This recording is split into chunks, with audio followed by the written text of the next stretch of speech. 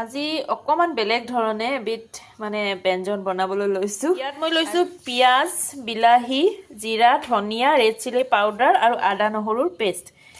ইয়াত অকমান সৰিয়হৰ তেল দিলোঁ আৰু এতিয়া ভালদৰে একদম হেঁচি মই পিঁয়াজখিনি সানি ল'ম।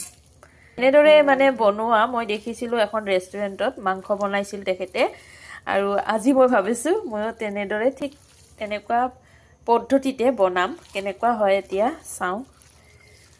এইখিনি একেবাৰে ভালদৰে সানি ল'লোঁ, একদম পুৰা হেঁচুকি সানি ল'লোঁ।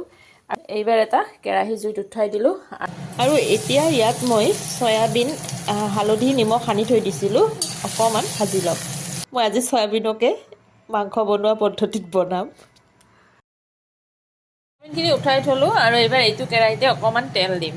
এইবাৰ সানি থোৱা পিঁয়াজখিনি ইয়াত দি দিলোঁ আৰু অকণমান সময় লৰাই দিম।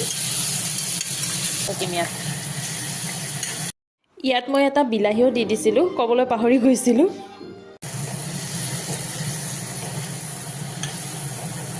ঢাকনিখন লগাই অকণমান সময় ৰাখি দিম।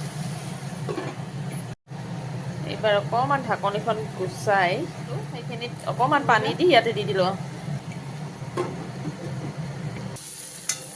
এইবাৰ ইয়াত চয়াবিনকেইটা দি দিলোঁ।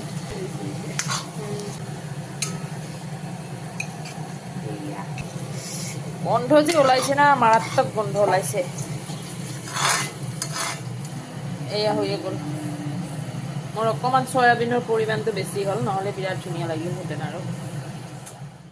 এয়া চাওক হৈ গ'ল মোৰ। গতিকে আজিৰ কাৰণে ইমানেই। ভিডিঅ'টো চাই কেনে পালে জনাব। চয়াবিনৰ ব্যঞ্জনখন দেখিবলৈ কেনেকুৱা হৈছে সেয়াও জনাব। গতিকে আজিৰ কাৰণে আহিলোঁ। আকৌ দেখা হ'ম নতুন এটা ভিডিঅ'ৰ সৈতে। Bye bye.